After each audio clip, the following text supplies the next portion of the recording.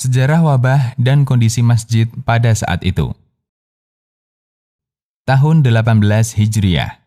Imam At-Tabari mengisahkan bahwa pada saat terjadi Ta'un Amwas di negeri Syam, wabah tersebut telah merenggut jiwa banyak orang, termasuk gubernur Syam kala itu, yaitu Abu Ubaidah Amir bin Al-Jarrah, dan kemudian juga merenggut jiwa gubernur selanjutnya, yaitu sahabat Mu'adz bin Jabal.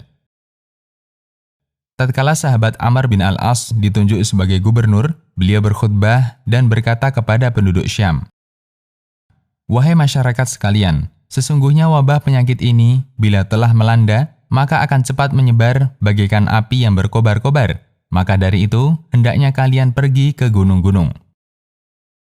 Mendengar anjuran sang gubernur ini, sahabat Wasilah Al-Huzali berkata, "Engkau salah besar. Sungguh demi Allah, aku telah menjadi sahabat Rasulullah Shallallahu Alaihi Wasallam, sedangkan engkau, wahai Amr, ketika itu masih dalam kondisi lebih buruk dibanding keledaiku ini, yaitu masih kafir."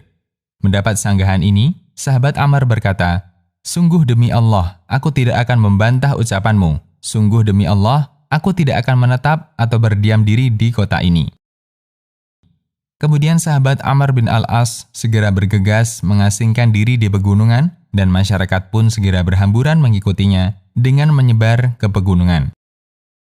Tak selang berapa lama, Allah mengangkat wabah Ta'un dari negeri Syam. Tatkala berita tentang sikap sahabat Amr bin Al-As ini sampai kepada Khalifah Umar bin Al-Khattab, sungguh demi Allah beliau tidak mengingkarinya. At-Tabari dengan sanad yang lemah. Walaupun lemah sanadnya, namun ini bukan riwayat yang berkaitan dengan hukum. Dan biasanya para ahli sejarah sangat toleran dalam membawakan riwayat semacam ini dalam hal sejarah dan yang serupa, karena tidak berkaitan dengan halal dan haram. Apalagi tindakan sahabat Amr bin Al-As di atas masih dapat ditoleransi sebagai bentuk upaya pencegahan penyebaran penyakit yang diajarkan dalam sunnah, yaitu membatasi interaksi sosial masyarakat. Bila mereka pergi ke gunung-gunung, maka itu berarti mereka meninggalkan masjid-masjid dan tidak berjamaah di masjid. Tahun 448 Hijriah. Imam Adz-Dzahabi mengisahkan bahwa pada tahun 448 Hijriah, di negeri Mesir dan Andalusia terjadi paceklik dan wabah yang dahsyat. Bahkan tidak pernah terjadi kekeringan dan wabah yang lebih dahsyat dari yang terjadi kala itu di negeri Cordoba dan Ishbilia atau Sevilla. Sampai-sampai seluruh masjid ditutup tanpa ada seorang pun yang mendirikan sholat di dalamnya. Dan tahun itu dikenal dengan tahun kelaparan dahsyat. Syiar A'lam An-Nubala. Tahun 449 Hijriah. Ibnul Jauzi juga mengisahkan bahwa pada tahun 449 Hijriah terjadi wabah yang sangat dahsyat di negeri Ahfaz, Wasit, dan sekitarnya. Sampai-sampai 20 hingga 30 orang dikuburkan dalam satu lubang. Banyak dari kaum fuqara yang terpaksa makan daging anjing, bahkan sebagian mereka sampai makan daging mayat manusia. Dikisahkan, banyak keluarga yang masih menyimpan khamar, anggota rumah tersebut mati secara bersamaan. Begitu dahsyatnya wabah yang melanda, sehingga masjid-masjid menjadi kosong. Tidak ada yang mendirikan sholat di dalamnya.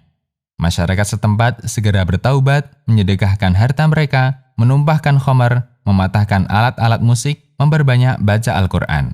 Al-Muntazam. Tahun 827 Hijriah. Imam Ibnu Hajar Al-Asqalani mengisahkan kejadian pada awal tahun 827 Hijriah bahwa di kota Mekah terjadi wabah yang dahsyat. Setiap hari rata-rata berjatuhan korban meninggal sekitar 40 orang. Pada bulan Rabiul Awal saja, korban meninggal ditaksir mencapai 1.700 jiwa. Dikisahkan bahwa imam sholat yang mendirikan sholat di depan makam Ibrahim yang memimpin sholat para pengikut madhab Asy-Syafi'i hanya diikuti oleh 2 orang saja. Sedangkan imam-imam jamaah pengikut madhab lainnya sama sekali tidak mendirikan jamaah karena tidak seorang pun yang mengikuti sholat mereka. Inba'ul Ghumri bil Abna'il Umri. Dan masih banyak kisah yang lainnya. Kawan, ini adalah sejarah. Selanjutnya, silahkan Anda yang berusaha mengambil faedahnya. Penulis Ustadz Dr. Muhammad Arifin Badri.